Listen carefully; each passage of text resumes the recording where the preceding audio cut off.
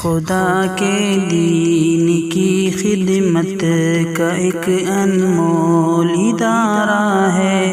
ادارہ رہبر انسانیت تو سب کو پیارا ہے ادارہ رہبر الحمدللہ رب العالمین والصلاة والسلام علی سید الانبیاء والمرسلین وعلی آلہ وصحبہ اجمعین اما بعد۔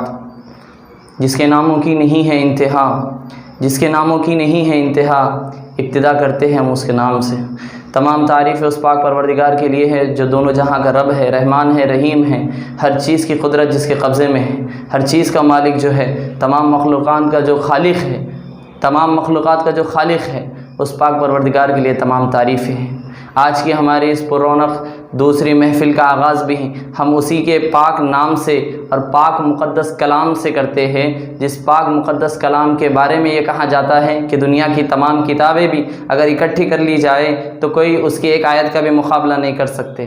اس پاک اور مقدس کلام کی ایک خصوصیت ہے، یہ خاصیت ہے کہ دنیا کے جتنے مذاہب ہیں، دنیا کے جتنے دھرم ہیں، ان تمام دھرموں کی جتنے کتابیں ہیں جن کو مذہبی کتاب کہا جاتا ہے، جن کو دھرم گرنتھ کہا جاتا ہے، تو ان تمام کتابوں میں سے کوئی ایک کتاب بھی ایسی نہیں ہوں گی جس کو کوئی اپنے سینے کے اندر، اپنے دل کے اندر محفوظ کر سکے۔ لیکن اس پاک اور مقدس کلام کی یہ خاصیت ہے، یہ خصوصیت ہے، یہ اس کی ایک معجزہ ہے کہ اس کو 13 سال کا، 8 سال کا، بلکہ اس سے کم عمر کے بچے بھی اپنے سینے کے اندر محفوظ کر لیتے ہیں۔ بلکہ اس سے بڑھ کر بھی آگے میں یہ کہوں گا کہ کوئی مذہبی کتاب یا دنیا کی کوئی کتاب ایسی نہیں ہے جس کو کوئی نابینا بندہ، جس کو نہیں دیکھنے والا بندہ، جس کی آنکھوں کے اندر بینائی نہیں ہے، جس کے سینے میں یہ کوئی کتاب محفوظ ہو، یہ واحد ایسی کتاب ہے جس کے سینے میں، نابینا شخص کے سینے میں یہ کتاب محفوظ آپ کو پائی جائیں گی، ملیں گی۔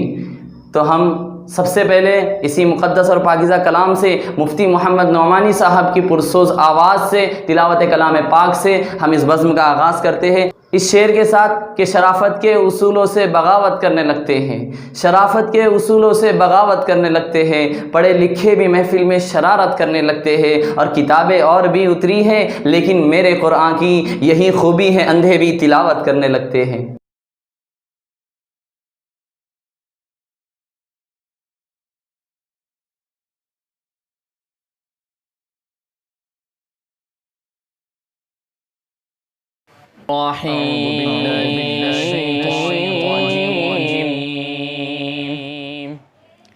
بسم الله وسيق الذين اتقوا ربهم إلى الجنة زمرا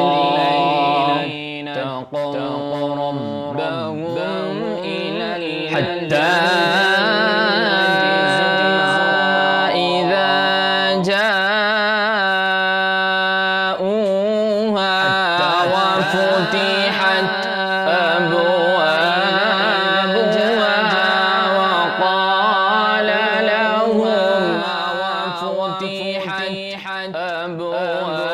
وقال لهم خزنتها سلام عليكم طبتم فادخلوها خالدين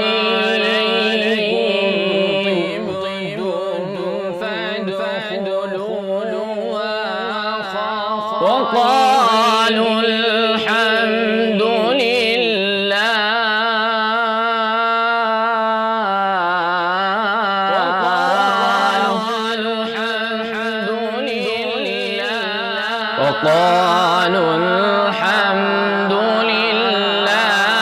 الذي صدقنا وعده وأورثنا الأرض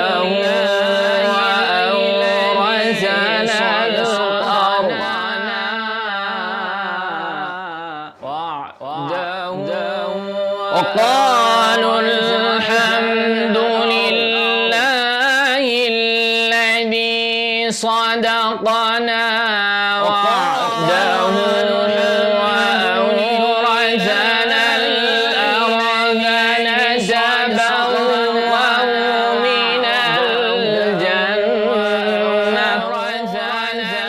نتبوأ من الجنة نتبوأ من الجنة حيث نشاء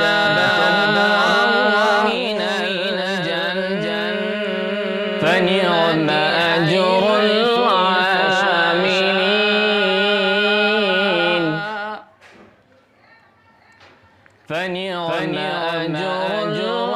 وترى الملائكة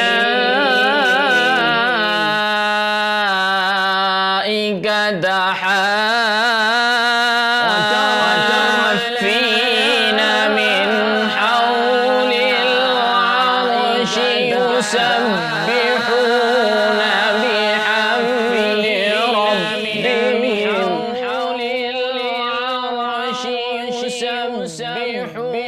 وترى الملائكة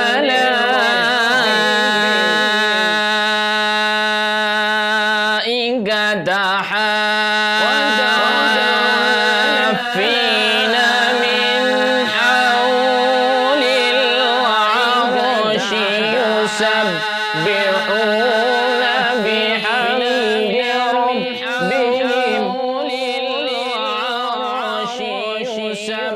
وقضي بينهم بالحق وقيل الحمد لله رب العالمين وقيل الحمد لله رب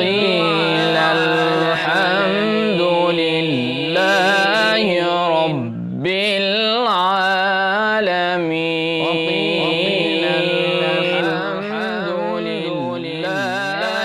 وقضي بينهم بالحق وقيل الحمد لله رب العالمين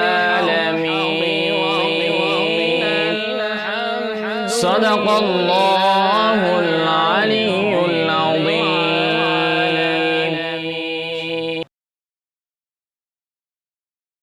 تلاوت کلام پاک کے بعد جس ہستی کا رتبہ اور مرتبہ رب العالمین کے بعد سب سے بڑا ہے، سب سے بلند تر ہے، آئیے ان کی شان اقدس کے اندر ہم نعت پاک کا گلہ عقیدت پیش کرتے ہیں۔ نعت پاک کے لیے ہم قاری مدثر عمر صاحب اشاعتی دامت برکاتہم کی پرسوز آواز کے اندر نعت نبی صلی اللہ علیہ وسلم سنیں گے۔ اس شعر کے ساتھ ہر ابتدا سے پہلے ہر انتہا کے بعد، ہر ابتدا سے پہلے ہر انتہا کے بعد ذات نبی بلند ہے، ذات خدا کے بعد دنیا میں احترام کے قابل ہے جتنے لوگ، میں سب کو مانتا ہوں مگر مصطفیٰ کے بعد۔ السلام علیکم ورحمۃ اللہ وبرکاتہ۔ ناظرین، سب سے پہلے تو میں ادارہ رہبر انسانیت کے منتظمین کا اور ان کے اراکین کا شکریہ ادا کرتا ہوں اور ان کو مبارکباد بھی پیش کرتا ہوں کہ انہوں نے جو ہے عشرہ ذی الحجہ کا ایک انعقاد کیا اور بہترین انداز میں موقر علماء کے بیانات اور مسائل حج اور مسائل قربانی اور اس مبارک مہینے میں کیا کیا جائے اس عناوین پر بہت ہی بہترین اور بہت ہی جسے کہا جائے گا کہ بہت ہی بہترین انداز میں انہوں نے ایک سلسلہ شروع کیا ہے۔ میں دعا کرتا ہوں اللہ تعالیٰ ان کو خوب ترقی عطا فرمائے اور ان کی ان کاوشوں کو اپنی بارگاہ میں قبول فرمائے۔ چونکہ مجھے بھی حکم ہوا تھا کہ میں نعت پاک کے چند مصرے آپ کے سامنے پیش کروں تو میں پیش کرتا ہوں۔ درود شریف پڑھ لے، اللہم صلی علی محمد وعلی آل محمد وبارک وسلم۔ میرے نبی پیارے نبی، اے نبی پیارے نبی، سنت تیری دنیا ہوگی، اے نبی پیارے نبی، سنت تیری دنیا ہوگی، کوئی نہیں تجھ سا ہنسی، اے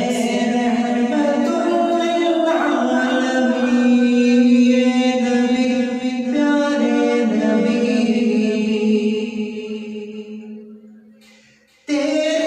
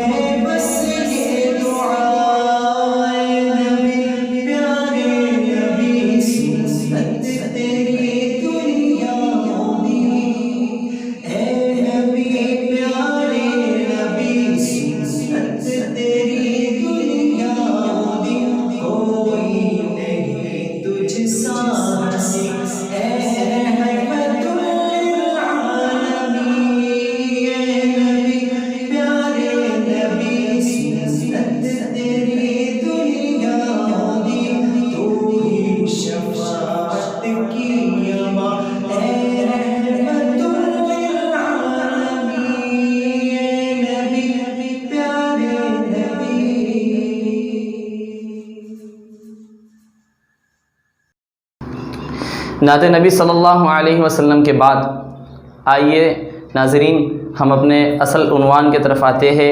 ایک ایسے مقرر کو آپ کے سامنے کرنے جا رہا ہوں، اور ایک ایسے عنوان کے ساتھ جو اس ذی الحجہ کے خاص ماہ کے اندر اہمیت رکھتا ہے۔ ایک ایسا عنوان، قربانی کا مقصد، اہمیت و فضیلت۔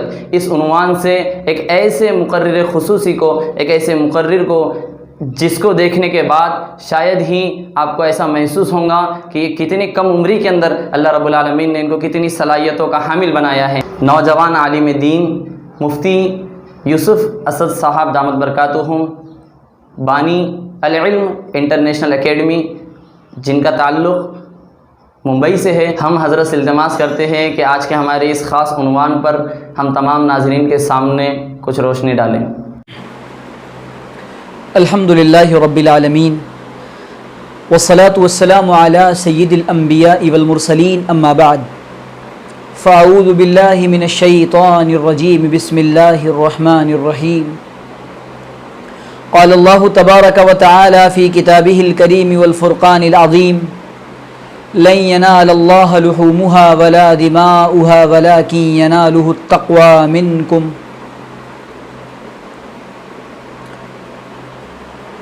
عن زید بن ارقم رضی اللہ تعالی عنہ قال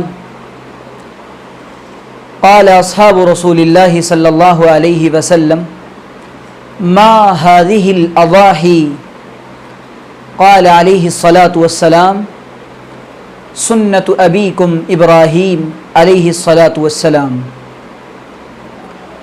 سبحان ربک رب العزت عما یصفون وسلام علی المرسلین والحمد للہ رب العالمین۔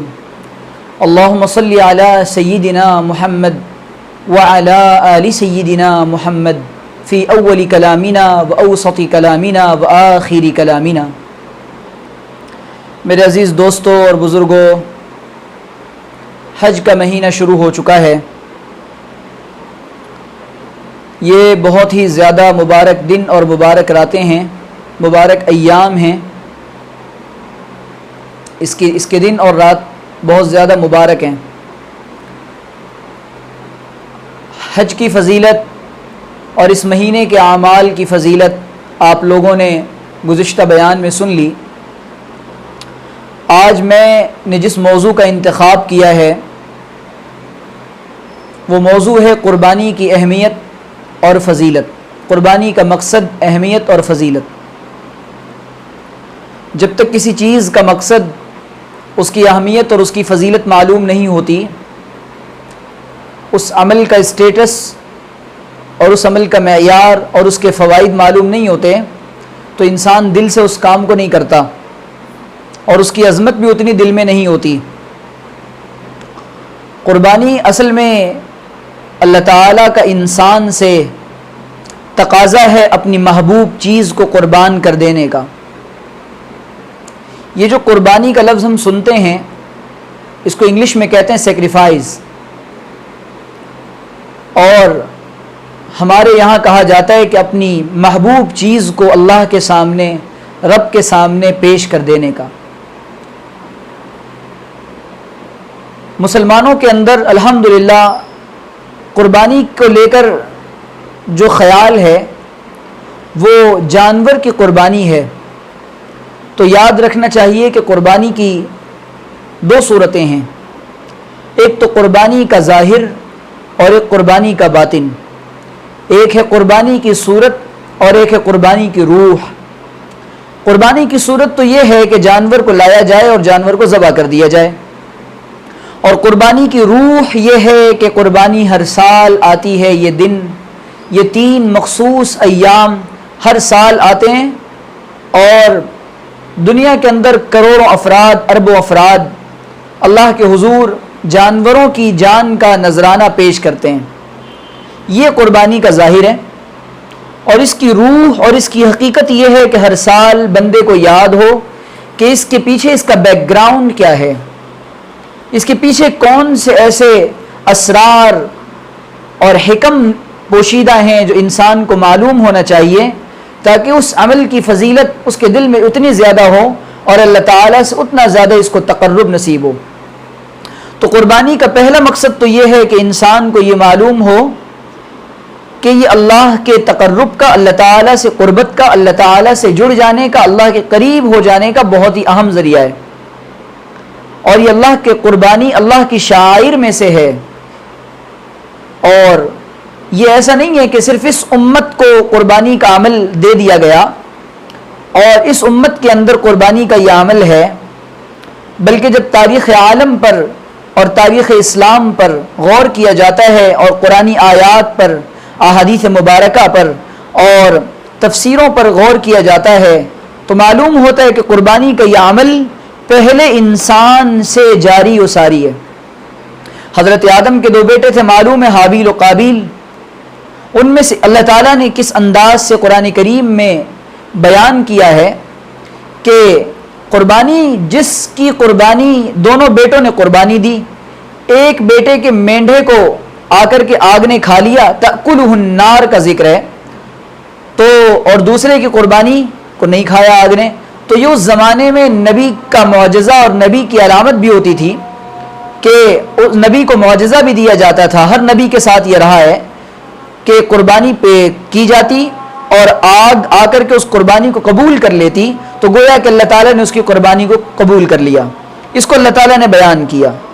حضرت عیسیٰ علیہ السلام تک یہی سلسلہ چلتا رہا، تو معلوم ہوا کہ قربانی کا تسلسل حضرت آدم سے حضرت عیسیٰ تک اور پھر حضرت عیسیٰ کے بعد ہمارے اور آپ کے نبی محمد عربی صلی اللہ علیہ وسلم تک ہے۔ اور لیکن اس کے پیچھے ایک اور بات ہے، ایک اور تاریخ ہے۔ حضرت ابراہیم اور حضرت اسماعیل علیہ السلام کی یہ جب قربانی کے دن آتے ہیں، یہ یادگار ہے خاندان ابراہیمی کی قربانیوں کی۔ قربانی کے یہ دن یادگار ہیں اور یاد دلاتے ہیں حضرت ہاجرہ کی قربانیوں کی۔ قربانی کے یہ دن یاد دلاتے ہیں حضرت اسماعیل علیہ السلام کی، کہ اس عظیم مقام کی اور حضرت اسماعیل کے اس منصب کی اور حضرت اسماعیل کے اس جذب ایثار کی، کہ حضرت وہ واقعہ آپ سب کو معلوم ہے کہ اس کے پیچھے بیک گراؤنڈ یہ ہے کہ حضرت ابراہیم علیہ السلام نے تسلسل کے ساتھ خواب دیکھا اور حضرت ابراہیم نے اپنے بیٹے کو بیان کیا کہ بیٹے انی اذبحک فانظر ماذا ترى، انی ارا فی المنام انی اذبحک فانظر ماذا ترى، میرے بیٹے میں خواب دیکھتا ہوں کہ میں تجھ کو ذبح کر رہا ہوں۔ حضرت ابراہیم علیہ السلام اپنے بیٹے حضرت اسماعیل کو جا کر یہ خواب بیان کرتے ہیں کہ بیٹا میں تجھ کو ذبح کر رہا ہوں۔ تو اللہ تعالیٰ نے کیا عجیب و غریب ان الفاظ کو قرآن کریم میں بیان کیا، کس انداز سے وہ انداز دیکھیں۔ قال یا بنی، اے میرے پیارے بیٹے میں تجھ کو ذبح کر رہا ہوں، فانظر ماذا ترى، ماذا ترى، یہ جو ماذا ترى ہے نا، یہ حضرت ابراہیم اور حضرت اسماعیل کی گفتگو کا کتنا عظیم پہلو اس کے اندر سامنے آ رہا ہے۔ ایک باپ جو نبی ہے اللہ تعالیٰ کی طرف سے اور جلیل القدر نبی ہیں، وہ اپنے بیٹے حضرت اسماعیل جو کہ چھوٹے ہیں ان سے پوچھتے ہیں فانظر ماذا ترى، بیٹے تم کیا کہتے ہو اس بارے میں؟ قال یا ابت افعل ما تؤمر ستجدنی ان شاء اللہ من الصابرین۔ حضرت اسماعیل کا جواب سنیے۔ حضرت اسماعیل علیہ السلام کا جواب یہ تھا، اے پیارے ابو جان، یا ابت افعل ما تؤمر، اے ابو جان آپ ایسا کریں کہ اللہ تعالیٰ نے آپ کو جس چیز کا بھی حکم دیا ہے کر گزریے، ماذا تؤمر ستجدنی انشاءاللہ من الصابرین، آپ مجھ کو بالکل صبر کرنے والوں میں پائیں گے، ان قریب آپ مجھے صبر کرنے والوں میں پائیں گے۔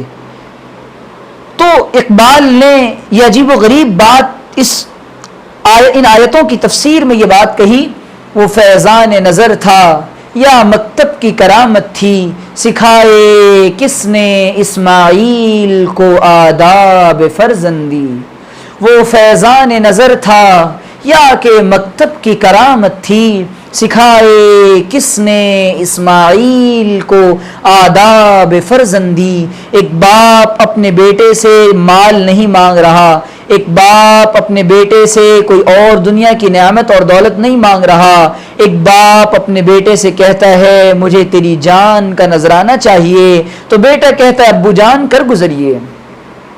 تو یہ مقام تھا اور یہ مزاج تھا, یہ نبوی مزاج ان کے اندر منتقل ہوا تھا. تو قربانی کے ذریعے یہ جذبہ پیدا کرنے کا مقصد ہے, قربانی کا مقصد ہے کہ یہ جذبہ پیدا ہو جائے. اور حضرت ابراہیم علیہ السلام حضرت اسماعیل کو لے کر کے بھی گئے, اور یہ بات سب کے سامنے ان آیتوں کو جو پڑھا جاتا ہے بے ساختہ آنسو نکل جاتے ہیں. اللہ تعالیٰ نے کس انداز سے منظر کشی کی ہے. فلما اسلما وتلہ للجبین, جب باپ اور بیٹے ان دونوں نے اپنے آپ کو اللہ کے سپرد کر دیا اور اپنا سر تسلیم خم کر دیا, تو اللہ تعالیٰ نے کہا نادیناہ ان یا ابراہیم قد صدقت الرؤیا انا کذالک نجزی المحسنین, تم نے خواب کو سچ کر دکھایا. اللہ تعالیٰ نے بس بس بس بس بس رک جاؤ رک جاؤ رک جاؤ, قد صدقت الرؤیا, تم نے اپنا خواب سچ کر دکھایا, بس اب تمہاری قربانی نہیں. اللہ تعالیٰ کہہ رہے ہیں کہ ہم نے آسمان سے جنتی جانور اتارا, وہ چھری کے نیچے آ گیا, وہ ذبح ہو گیا. کیا جذبات بنے ہوں گے حضرت ابراہیم اور حضرت اسماعیل کے. اب یہ دیکھیں حج کے ساتھ اس کو مشابہت اور سملیرٹی بھی ہے کہ قربانی کے حج کے ایام میں, حج کے دنوں میں قربانی ہوتی ہے, اور یہ حج کے ارکان میں سے قربانی کرنا یہ تمتع اور قران کرنے والوں پر واجب ہے. تو اب جب حج کرنے والا حاجی جاتا ہے قربانی کرتا ہے, حضرت شاہ ولی اللہ محدث دہلوی رحمۃ اللہ علیہ نے حجت اللہ البالغہ میں لکھا ہے کہ اس قربانی کا ایک مقصد یہ بھی ہے ان دنوں میں کہ اللہ تعالیٰ کے حاجیوں سے اور حجاج کرام سے قربانی کرنے والوں کو مشابہت ہو جائے. یہی وجہ ہے نا کہ ان دنوں کے اندر اللہ کے رسول نے فرمایا کہ جو آدمی قربانی کا ارادہ کرے تو اس کے لیے مستحب ہے کہ وہ اپنے ناخن اور اپنے بال نہ تراشے, کیونکہ اس میں بھی حجاج کرام سے سملیرٹی اور مشابہت ہے.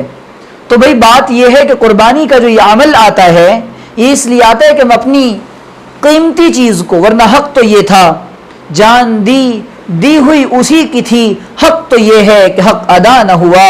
اور بات سچی یہ ہے ہم اگر اللہ تعالیٰ کے سامنے اپنی جان کا نذرانہ بھی پیش کر دیں, یہ بھی کم ہے, ہونا تو یہ چاہیے تھا ہم اپنی جانوں کا نذرانہ پیش کر دیں, لیکن ہم اپنی جان کا نذرانہ تو کیا پیش کرتے. اللہ تعالیٰ نے حضرت اسماعیل کے بدلے جنت سے مینڈے کو بھیج کر یہ فضل کر دیا کہ ہم کو بھی جانوروں کی قربانی کرنی ہے.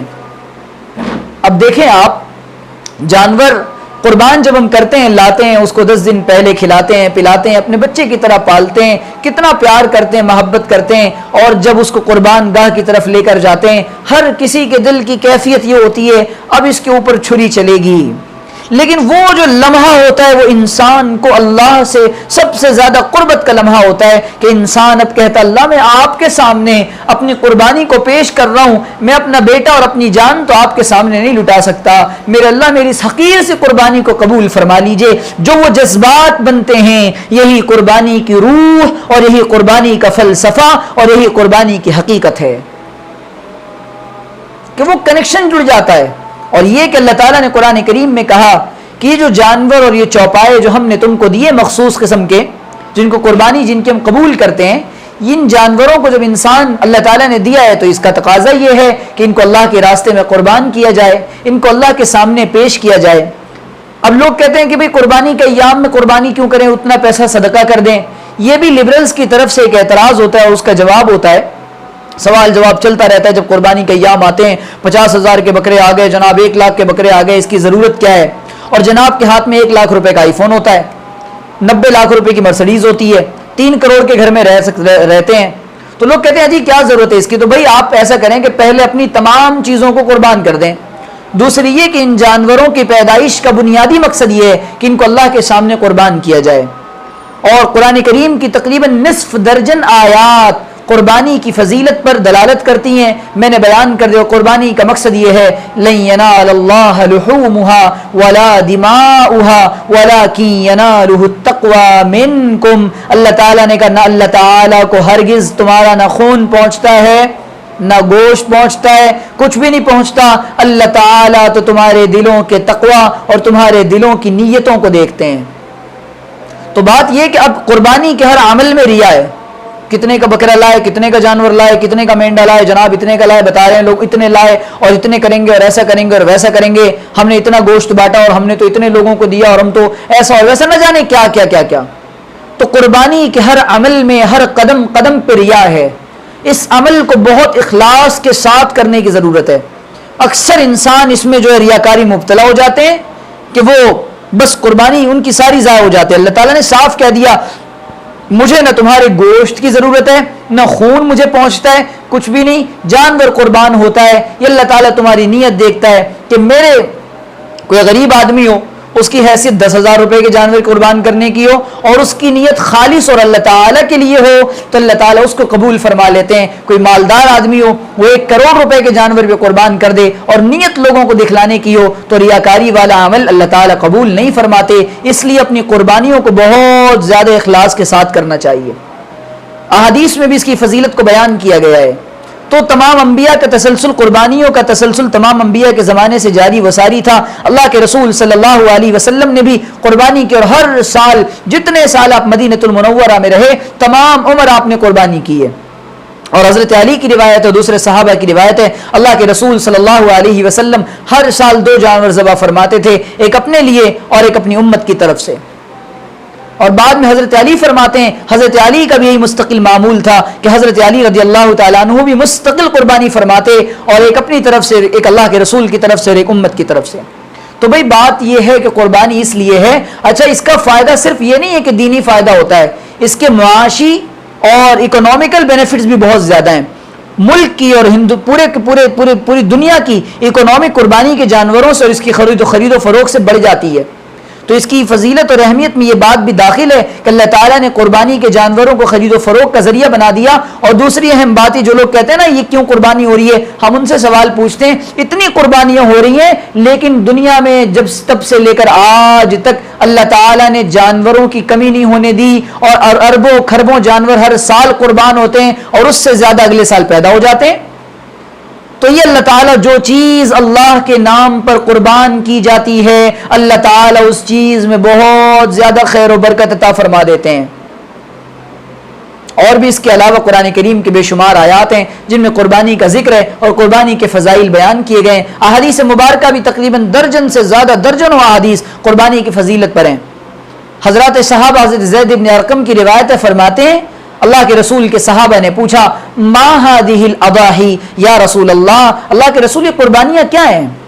تو اللہ کے رسول نے فرمایا هذه سنت ابیکم ابراہیم, یہ تمہارے باپ حضرت ابراہیم کی سنت ہے. اور دیکھیں اللہ کے رسول کہتا ہے ابن الذبیحین, میں 2 ذبح ہونے والوں کا بچہ ہوں, ایک حضرت اسماعیل کا اور دوسرے حضرت عبداللہ کا.